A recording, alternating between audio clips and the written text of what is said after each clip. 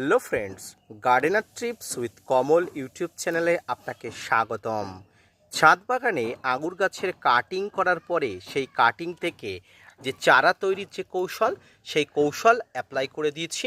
আপনারা যারা ছাদ বাগানের কাটিং থেকে চারা তৈরি করতে চান, আপনারা অবশ্যই এইভাবে কাটিং থেকে চারা তৈরি করবেন। এবং যে সকল বন্ধুরা এই কাটিং থেকে চারা কিনতে চান, অবশ্যই আমার সঙ্গে যোগাযোগ রাখবেন।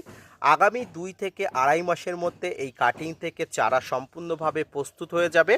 তখন কিন্তু আপনারা একটা বড় হৃষ্টপুষ্ট চারা পেতে পারেন। ছাদ বাগানে খুব সহজেই কাটিং থেকে চারা তৈরির এই কৌশল সম্পর্কে আগামী কিছুদিন আগে একটি ভিডিও আপলোড হয়েছে।